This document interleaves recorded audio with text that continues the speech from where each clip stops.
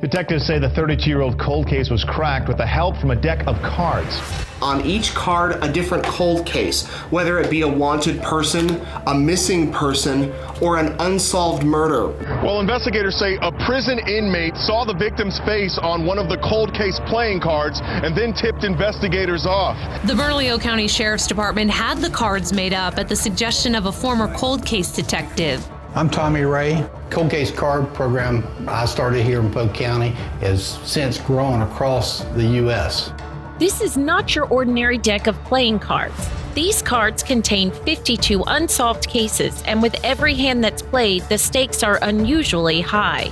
They've been dealt to inmates across the nation, and investigators are hoping their tips will stack the odds in favor of the house. Now it's your turn.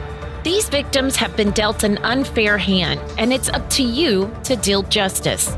Somebody, somewhere, has information that could be investigators' ace in the hole. Welcome to Season 1 and Episode 10 of Dealing Justice. I'm Jennifer Dubisak. And I'm Lori Jennings. And in today's episode, we learn about the murder of Tracey Diane Neilson.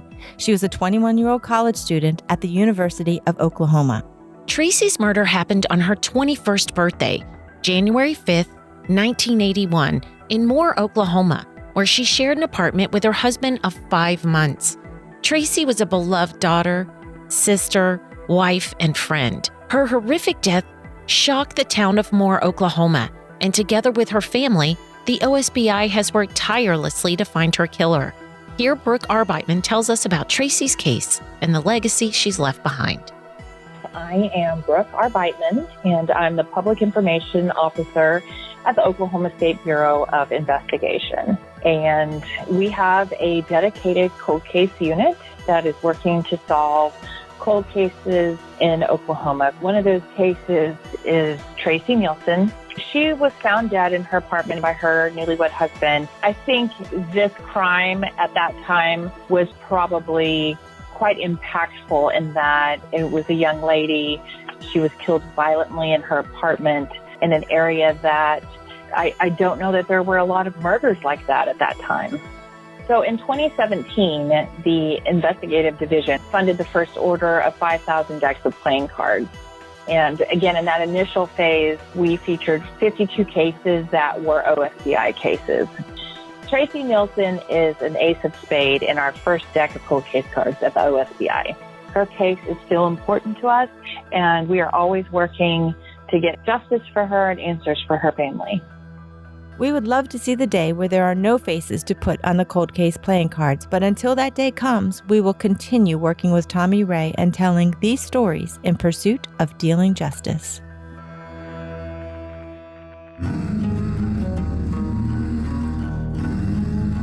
It's time for us to solve these cases one card at a time. Help us deal justice for Tracey Neilson. This is Episode 10, the Tracey Neilson case, Ace of Spades, Oklahoma deck.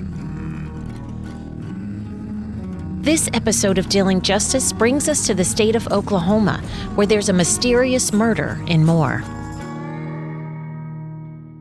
Tracy Waterfield grew up in Canadian Texas. It's a quiet town on the eastern side of the Texas Panhandle and close to the Oklahoma border. It's known as the Oasis of the Panhandle. Tracy's parents, Jim and Sandy Waterfield, owned a ranch and were well respected as God-fearing, hard-working members of the Canadian community. Their 3 children, Rick, Tracy, and Cindy, lived an idyllic life on the ranch, surrounded by nature, family, and friends. Here, her sister, Cindy Waterfield Young, tells us about life on the ranch. We were raised in a Christian home. My dad was a rancher, so we lived on our ranch till I was 6, and Tracy would have been 8, and my brother was 11. So it was Tracy was the middle child. She was 2 years older than me. We ended up moving to town, to Canadian. So it's just a small town, probably 3,000 people, everybody knows everybody. But it's a great town. It's just a great place to raise kids and great school. And Tracy was 2 years older than me, and She was a girly girl. I was a tomboy kind of, and she was the girly girl. I kind of hung out more with my brother when I was, when we were little. I feel like, but she was more girly girl and just beautiful. I mean, she had blonde hair, blue eyes, just beautiful smile, real thin, petite, cute figure. I mean, just gorgeous. She really was. We'd go on family vacations every year, but it was funny. I mean, I just remember we would usually go to the beach or somewhere, and before I knew it, I would look up, and there was usually guys would just come up and talk to her, just because she was so pretty, I guess. But she wasn't shy. She wasn't shy at all. But she sure wasn't loud or boisterous or anything either. So, she had a great personality. She really did. Had lots of fun growing up. I mean, I don't hardly ever remember getting in a fight. I mean, we didn't fight at all, which is, I see lots of sisters nowadays, and I'm like, they fight all the time. I don't ever remember fighting with Tracy. Tracy's mom, Sandy Waterfield, recalls fond memories of her daughter growing up. It was so funny. She was Henri's kid. She just cute as a bug. Loved her, and as she said later on when she grew up and everything, she and I were kind of soulmates. She said, "Mother, you know what I'm going to say before I say it." And I said, "Well, yeah, really, it seems like it, doesn't it?" and as I used to tell Jim, I'm in high school on the way from it forever. She always told me really more than I wanted to know sometimes, Really? Stuff that happened at school and different ones about different ones and stuff. And I think, oh, Trace, I didn't know that, stuff. But she was so much fun. And really, as far as I know, everybody liked her, loved her. And she was very popular. She was very smart. She was one of those that was very talented. But she didn't have to work at it, and we were so blessed. Tracy's family clearly adored her, but they weren't the only ones. Here's Tracy's childhood friend, Tina. My name is Tina, and my maiden name was Young. I was a Young when I knew Tracy. My earliest memories of Tracy are in early elementary, when we were in first, second, third grade. She was one of those people then, even at that early age, that just drew people to her. She was very pretty. I always had a big smile, and she was a lot of fun. She had lots of friends, and she was very easy. She was very approachable, and always was good for a good giggle. There were times that she would go home with me. I lived in the country, and she would come home with me every once in a while, and we would play dress up in our little heels and go out in the pasture and play. We had the best time. My mom would let us get in her closet and get some clothes to play dress up in. And we'd go down to this grove of trees. And I remember one time there was this herd of cattle that began to chase us. Of course, they weren't really chasing us. They were just curious. But we were in second grade, and so we screamed and hollered and laughed till we couldn't breathe. I remember that day vividly, that we had so much fun down in the trees playing dress up and with the cattle. Aww. Yeah. Those are some precious memories, too. Yeah, we had lots of laughs. She was just always so much fun. I've never met another person, unless it's her sister, Cindy, who attracts people to them the way that they do. People are just attracted to them and want to be around them and want to be their friend and want to have a relationship with them. So they're very special. Tracy was very special in that regard. In high school, Tracy was an athlete, a head cheerleader, and member of the student council. She graduated from Canadian High School in 1978 as a salutatorian of her class. Cindy, who was a sophomore at the time, recalls this fun and carefree time of their lives. She was blonde. She definitely had her blonde moments, I promise. Which made it even better, just because she'd say stuff and you'd be like, you're not serious, right? But she would be. And you're just like, I can't believe that you said that. But anyway, so she did have her blonde moments, but she was very intelligent. She was athletic. She played basketball, ran track, and was a cheerleader. We actually got to be cheerleaders together my sophomore year, and she was a senior. And that was a lot of fun. She was my ride to school every morning in high school, and she would get up and she would spend so much time on her makeup, her hair. She would change clothes probably 10 times before figuring out the right outfit. And, I'd be in the car waiting, and she would time it, just perfectly. She had it down. We would get in the car. We would, drive, just floor it going up to school. And we would get there probably 30 seconds before the I was tardy going to say bell 30 rang. minutes is pretty good. 30 seconds before the tardy bell rang. But we would usually make it. It was crazy. It was just a battle every morning, but she looked good. Tina tells us about Tracy during their high school years. What I think of for Tracy when we were in high school was bell bottoms. She always had the latest fashion. She was very trendy, and she wore the tightest jeans with the biggest bell bottoms in the school.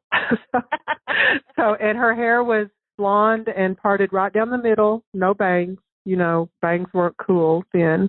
And so parted right down the middle with blonde hair, and she always had lots of lip gloss on. She was concerned about lip gloss, and she chewed bubble gum. We did lots of sports. We were very sports-minded. She would run track, and she was very thin. And so I remember one time we were at a track meet, and the wind blows so hard here. It's just ridiculous. But she was fast. She was athletic, but she was so thin that when she came around the corner of the track, the wind literally picked her up and put her off the track. So I do remember that, and she was not happy about that. She was very frustrated. But so most of our things were sports. She was a cheerleader. I was not a cheerleader, so I didn't share that with her. But she was a great cheerleader. She had a lot of fun on the cheerleading squad. I think that they all had a great time.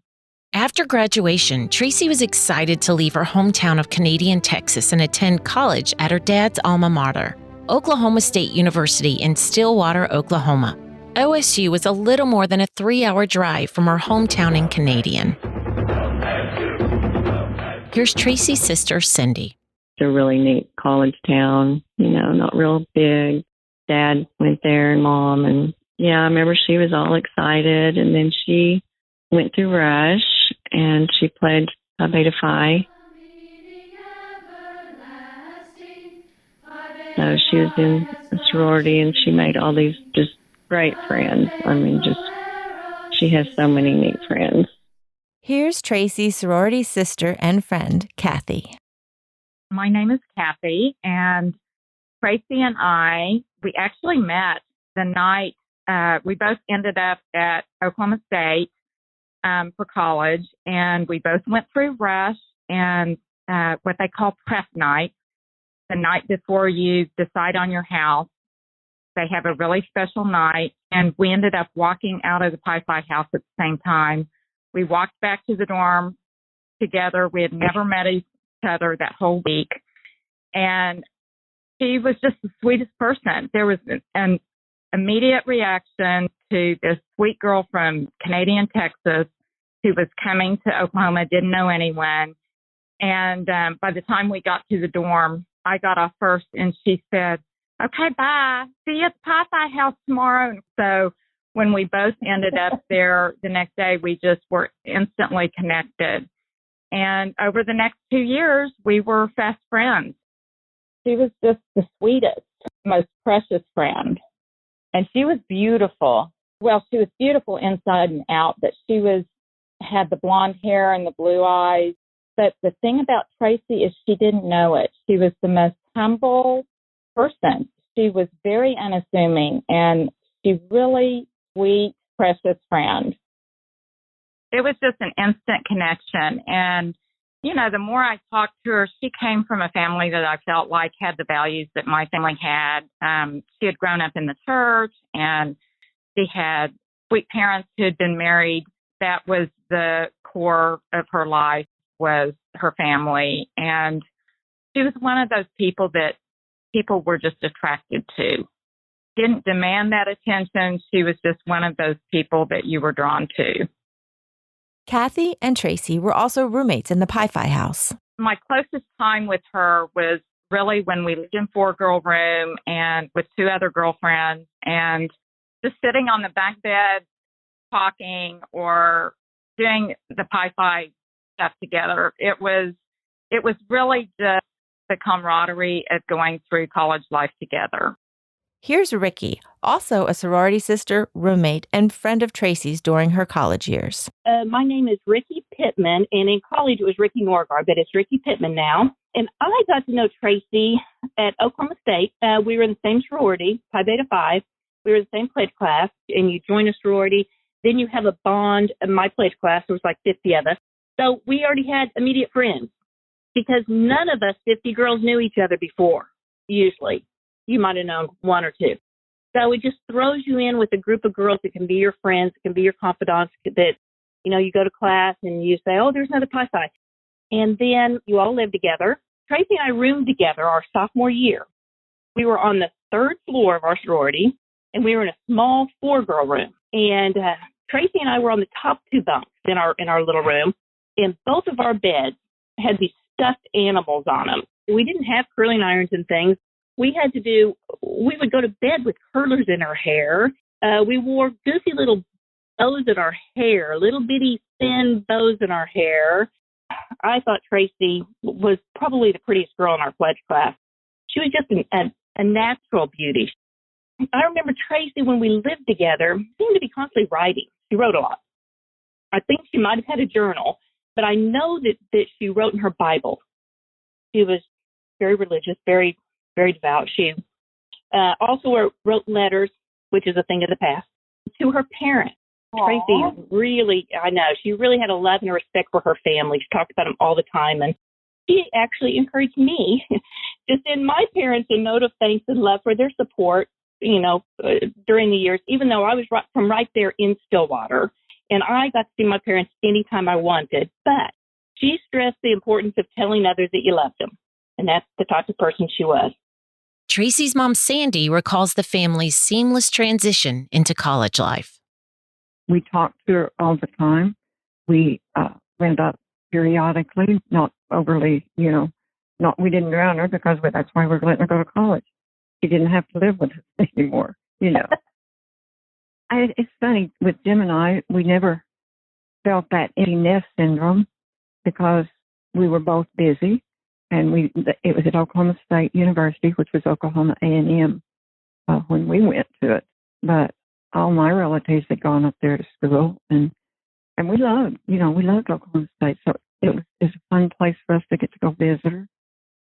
And I guess that's one of the reasons we were so comfortable with the campus and with school, that we had both had such a great time there and loved it. And it was just a good feeling, So Tracy clearly fit right in with her sorority sisters and life in general at OSU. But this is a funny story. So Tracy was on her way to OSU, and as any good Southern mom would do, Sandy decided to arrange a double date for Tracy and a friend. And through that, Tracy ended up meeting Jeff Nielsen. He was a pre-med student at OSU and would become her future husband. And I felt like I was the luckiest guy in the world. And that's just if I had the one date. She was gorgeous. I mean, beyond gorgeous. I mean, she could be a goofball, but she was a smart goofball. And I love that. Tracy's sister Cindy tells us. And she just instantly was smitten with him. I mean, I just remember her always going, isn't he cute? He's so cute. The instant you meet him, you feel like you've known him, forever. It was. We could not have been happier with him, for choosing him. So, and they just were so crazy about each other. I mean, it was just really neat to see her so happy, and in love. The couple were head over heels for one another, and the two became engaged over the Christmas break of Tracy's sophomore year. I'm a senior in college. I didn't have a dime. So, of course, I had no ring. I didn't go down on any knee. But we were in the living room at their house in Canadian. I guess it was sometime during Christmas break. Yeah, there's nothing about it that I'm proud of. I had no ring in my hand. I just said, I want to marry you. And I think that's sweet. I'm pretty sure we had ordered a ring that I could afford, or maybe Sandy paid for it. I can't remember. I know doesn't sound great, but it was great. So life is like that. Everything's not Hollywood, but life, I mean, that was absolutely a stunning time for me. Like I say, I was the luckiest guy in the world at that point, and it couldn't have been sweeter, better, and her parents couldn't have been more gracious about this ne'er-do-well who's asking their daughter to marry him. Here's Tina again, Tracy's friend since they were young. She called to ask me to be in the wedding, and that's how I found out that she was engaged. She called to ask me to be in the wedding, and she had a large wedding. I can't remember how many bridesmaids, but there were lots of bridesmaids. And some of us were from high school, and some of her friends from high school, and then some were her college friends. So it was a mix of girls. But she called and told me, and I knew she was dating Jeff, although I had not met him, and she had told me about him before, and she told me that she thought he was the one. And so then the next time she said she thought he was. And then the next time I saw her, she said, he is the one. So I remember that because I remember thinking, well, that's it. She's found her guy. Aww. So anyway, so then she called and asked me to be in her wedding, which I was very excited about because, she had made new friends at college and I wasn't sure if I would be one of her bridesmaids, but she called and asked me and I was really excited and really honored. Here's Tracy's sister, Cindy. There's like 8 bridesmaids and stuff. So holy cow! It's a lot of planning, yes. Yeah. So, she just had all those friends from college and and stuff. So she wanted all of them in it. And then high school, she had several good friends from high school. So, but yeah, it was fun. I remember going in to get her. And we went and picked out her wedding dress and stuff. But yeah, it was a fun time, special time. After completing her sophomore year at Oklahoma State, Tracy, at just 20 years old, married Jeff Nielsen on July 26, 1980, in her hometown of Canadian, Texas. Ceremony was at the Methodist Church, and no holds barred. I mean, it was not crazy, but it was as good. I mean, it was as nice of a wedding as I've ever seen. I might be biased. I had tons of my friends there. It was unbelievable. She was absolutely stunning when I first saw her in her dress. Tracy's probably one of the prettiest people I've ever seen in my life. I know that's cliche, but she actually was. And I can remember standing there thinking, who the hell are you to think you should be getting married to her? It was crazy. But it actually happened, and we got married, and it was absolutely spectacular. The entire weekend, I'm very, very lucky to have been a part of it. Tracy's childhood friend, Tina. Our dresses were a wine-colored dress. They were very pretty. Her wedding was formal. It was in a church. It was formal. It was beautiful. She had very beautiful flowers, and Cindy was in it. And I remember they gave us all these matching necklaces where we all wore the same necklace and the same jewelry, and it was all very special. Her mother, Sandy, gave us the necklaces. It was our gift. And we wore them in the wedding.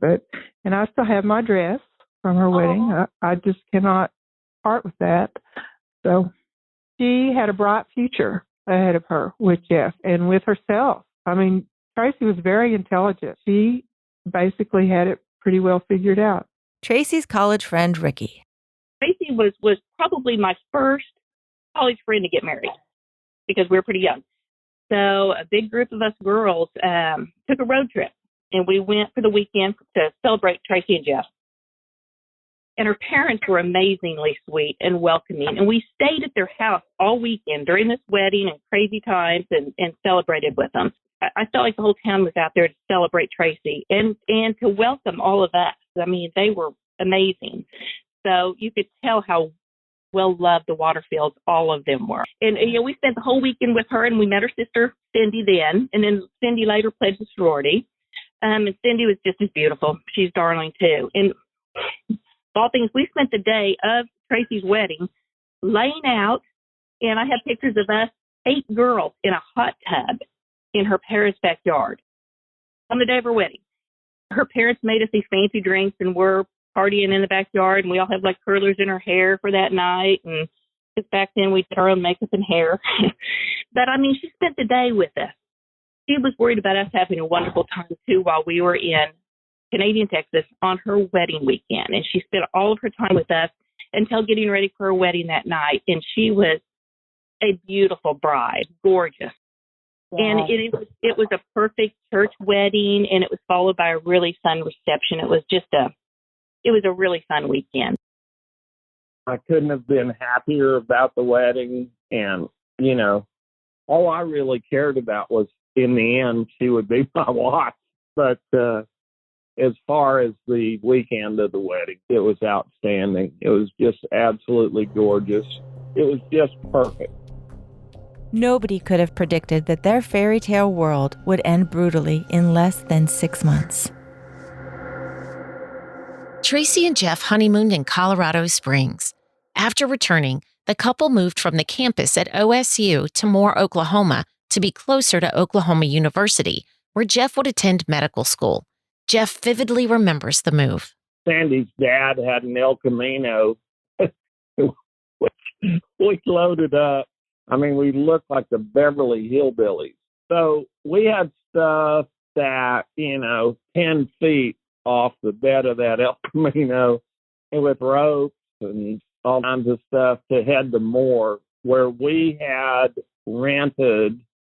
It's like HUD housing, but we had rented an apartment there. And the reason I knew about that place is because friends of mine from Oklahoma, the 2 of them ran the place. So we take off with this El Camino loaded to the hilt. But I remember we're going down I-40 about 70 miles an hour, and I had built a cabinet, and that thing flew out of the back, came out of the El Camino, and slid down I-40 for about 200 yards. We were sitting there laughing. I imagine the people behind you were like, what the? Yeah, they were. They were WTFing. The young couple were enjoying the honeymoon phase of their marriage, and although they didn't have much at the time, those closest to them say they were the couple everyone wanted to be. Good-looking, smart, educated, and surrounded by supportive friends and family. Jeff started med school in Oklahoma City, and Tracy transferred to Oklahoma University in Norman, Oklahoma. Tracy and Jeff settled into their new place and life as Mr. and Mrs. Nielsen. I had been used to sharing about 200 square feet with 5 guys in our fraternity house. So it was like we had a mansion and more. We made a place that was comfy, and I think we were happy there. And Tracy would go from Moore down to OU, and I would go from Moore up to Oklahoma City to the med school. Married just 5 months, the couple was getting ready to celebrate Tracy's 21st birthday. Nothing wild and crazy, just a cozy dinner at home for the 2 love-struck newlyweds. Now, birthdays were always special to Tracy, as her friend Tina recalls. I remember one time she had a birthday party, maybe we were in 6th or 7th grade by then, that I swear she had half the junior high girls over to her house that night for a slumber party. And I remember that vividly because there were so many of the girls there. it wasn't just a small group. Just everybody felt like they were Tracy's friend. I mean, it was really something special. January 5th, 1981. It's Tracey Neilson's 21st birthday, a big milestone and her first birthday as a married woman. As you can imagine, Tracy started her day with exciting expectations. She spoke with her grandmother, who wished her a happy birthday, and then she ran errands, including going to the grocery store in preparation for her birthday dinner that she and Jeff had planned. She also had lunch with a sorority sister scheduled and marked on her calendar. Neighbors witnessed Tracy doing chores at the apartment around noon. Friends and family tried calling her all afternoon to wish her a happy birthday, but their calls would go unanswered, and sadly, they would never be returned. Cindy remembers that day when everything was still right in the world. We had tried to call her several times that morning. Didn't get her. My grandmother had talked to her that morning because it was a pretty big birthday. It was her 21st birthday. But yeah, my grandmother had called her and she had talked to her, I think about 10. And then the mom had tried around noon, I guess, and couldn't get her and kept trying and couldn't get her. And we just thought she was out running errands and stuff. I guess they just thought, well, we'll call her this evening. Nobody ever talked to her that day. Jeff remembers it was a Monday and his first day back to class after being on Christmas break. Tracy was not scheduled to return to class for 2 more days. Now, mind you, it is her birthday, and I have no gift. So the minute school ended on Monday, which was probably around 2:30 or 3, she had mentioned some perfume that she loved. So I drove from the med school up to the store where I can get this stuff, and I spent my Christmas gift from the water fields on her birthday gift. So I used mine to buy her perfume. I think it was Yves Saint Laurent, but it could have been something else. It was a 30-minute drive. So I was a little late. I was trying to get home by 5, and I think it was probably 5:30. Jeff arrived home around 5:30 p.m. He remembered their front door was unlocked when he entered, but as we learned later, that was not unusual for Tracy. Well, I can remember I walked into the kitchen. She had 2 lobsters set out, and I said, "Ooh, that looks great." And at this point, I think maybe she's at the store or something. No, because her car would have been out in front. The TV was on and the ironing board set up. Nothing unusual stood out, but that was about to change. As Jeff called out for Tracy and got no response, he began to look for her and made his way to the bedroom, where he discovered his 21-year-old wife of 5 months brutally murdered. I go into our bedroom and she's been killed. And, my whole life, my life changed. Jeff found Tracy lying face up on their bed, barefoot, with a pair of blue jeans and a plaid shirt on. Her throat was slit and she had multiple stab wounds to her upper body. I busted out of the front door. I screamed, "Who did this?" I was out of my mind. I screamed all the way down the street. I went to people that I knew from my hometown in Oklahoma, ran the apartment. And that was Milt and Peggy Needham. And I ran to their house and said, "You need to help me." The friends that Jeff ran to for help called the police. And I'm sure it completely ruined their lives because they were that good of people. Anyway, I went to their house and they called Mom and Dad. I guess Mom and Dad called Jim and Sandy. Listen, I'm not a psychologist. I don't know what you do in that moment, but you shut down completely so you can make it one day to the next. And that's what I did. News of the tragedy traveled quickly. I was home on Christmas break, and my dad and I, it was about 5 in the afternoon, I guess. My dad and I were watching TV in the living room. And Mom was real good friends with with our basketball coach's wife, the high school basketball coach's wife. And so she was up at a tournament, with her. So Dad and I were just watching TV, and I heard the door open. I thought, well, Mom's home, Well, I turned around to look up, and I saw my uncle. It's my dad's brother, it's Dick Waterfield. And then Mom's best friend, her name's Carol Reed. They were walking in, and I remember looking at Carol's face, and I've never seen a look like that on anybody's face. So instantly you knew something horrible had happened, and so then my uncle came and he stood over Dad's chair, and he told him, he said, Jim, Tracy's, been murdered, and Dad was like, what? All he could say was what? And Dick said, yeah, she's been murdered, and she's dead. And Dad was like, what? Are you sure? He couldn't believe it. And then all of a sudden he just jumped up and he just said, I've got to find Sandy. I've got to go kill Sandy. Tracy's mom, Sandy. I was up at the gymnasium here with a friend. We played tennis together and stuff like that. And we were watching the kids.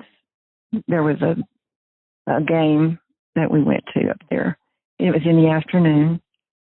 And he came up, and I saw him coming up the steps, and I could just tell something was wrong, and I jumped up. I went to him, and he led me down to the next level of the steps, and told me. And I remember my friend saying, he said, I heard you scream, and I couldn't figure out what was wrong. What was wrong?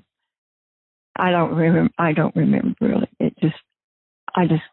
We came home, and we had a friend that flew us down there that night to Oklahoma City.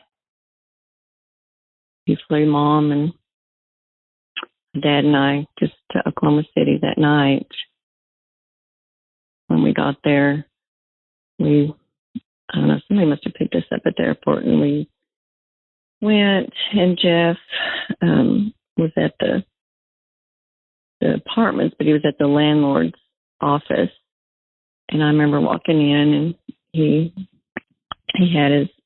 was sitting down, leaning against the wall, had his head in his hands, and he looked up, and his face was so red from crying, and he just looked up, and he saw us, and he just said, I'm so sorry. I'm so sorry I didn't take better care of her. And it just broke your heart, because I just was like, oh. And he's the one that found her, and I know it'd be so hard to get that image out of your mind. Once I ran down the block screaming, I never went back to that apartment ever. Not in my entire life, actually. I had other people move my stuff out. I didn't have it. Other people, including my parents and their friends, were kind enough to move me out. Friend Tina remembers her final farewell to her childhood friend. She had an enormous funeral. Everybody was it was such a tragedy. And it was a tragedy that had happened to their family. It was a tragedy that happened to her. You just would never think that this would happen, to anybody actually.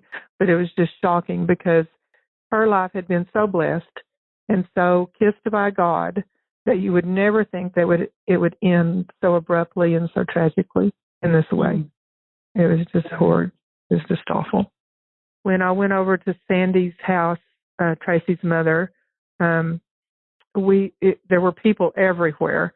And anyway, we went in, some girlfriends and I went in, and she just made a beeline. Just a second. She just made a beeline to us and hugged us and comforted us. And I remember being so struck by that because her daughter had just been murdered, and yet she was comforting her daughter's friend. So that just shows you their heart. You know, they just have a heart for people, a love for people, and they deserve better. Sorority sister Ricky and several other college friends drove to Canadian Texas for Tracy's funeral. I do remember the funeral. It was packed. Couldn't even sit. There were so many people there. The whole town came. But I remember it was really positive. They told stories about Tracy, and it was really sweet. And they might have even read a letter that Tracy had written. Like I said, she wrote letters to her parents and probably had stuffed animals there. But I remember it was a very positive, sweet, sad funeral. And everybody was in shock. After the initial shock of Tracy's murder, the questions began to swirl. Who would have wanted to murder Tracy? I feel like they at first kind of insinuated she had gone to Brahms that morning and done some errands. And I felt like they really thought maybe it was somebody that followed her home, maybe, and then maybe asked to use the phone. Or it seemed like there was somebody, maybe she jumped their car off that morning. That, you know, and there was some composite drawings of a guy that supposedly was seen outside her apartment or something. Police found no signs of forced entry, but friends say Tracy would have let anyone in that came to her door. She was just that trusting type of person. You know, they just kept saying, well, it was probably somebody she knew because the door, you know, there was no forced entry or anything. We were like, she's from a small town. she probably never locked the door. College friend Kathy explains. Part of me was like, Tracy just didn't assume anything bad about anyone. So, of course, if she was in the house, she would open the door. And if someone said they needed to use the phone, you know, that was back when your only option was one line. And, of course, she would let someone in. I had heard there was no visible scene of struggle as far as anything being in disarray in the apartment. And I think that goes back to Tracy assuming that no one would be putting her in that position, and she would just be wanting to help if someone came to the door and said, I need something. I can see her opening that door. There was also no sign of a struggle, and the murder weapon was never found. According to the autopsy report, Tracy had been killed around noon and had been stabbed over 20 times. There were no signs of a sexual assault. Neighbors told the police they did not hear screams or see anyone at the apartment. However, 2 neighbors did report seeing an unfamiliar male in the area, and each gave conflicting descriptions of this male. No one matching either description was ever discovered in connection with this case or any other in the surrounding area. And of course, husbands are always at the top of the suspect list, along with the first person to discover the body, and Jeff was both of those. They asked me some hard questions, and I knew why, and I wanted to get it over with because, hell, I knew that it wasn't me. There was never a single interview or whatever that really tipped me over to being mad at anyone. I just wanted to get that done because we needed to move on and figure out who did it. So, if not Jeff, then who? And why? Well, here's where things get interesting. Naturally, you want to find out all the details possible about the victim's schedule on the day the crime was committed. You want to eliminate anyone who may have had the opportunity to harm Tracy. Was it someone who followed her home from the grocery store? Was it a neighbor? Was it that random stranger? Or a serial killer? Or maybe a sorority sister? We are going to cover and go over all of these angles in our next episode, so stay tuned for the second episode of the Tracey Neilson case. Yes, and thank you for listening, and we look forward to you joining us on part 2 of the Tracey Neilson case here on Dealing Justice. Like us on Facebook at Cold Case Playing Cards for all the latest information on this case and other cards we'll be featuring on future episodes. Dealing Justice is written, produced, and hosted by Jennifer Dubisak and myself, Lori Jennings. Our sound design is by John Schaub. Our executive consultant is the Cold Case Playing Cards creator, retired FDLE Special Agent Tommy Ray. If you want to help us spread the word about these victims' stories, please subscribe and leave us a positive review on your favorite podcast app. And tell your friends to subscribe. Thank you for listening, and join us next time for part 2 on Dealing Justice.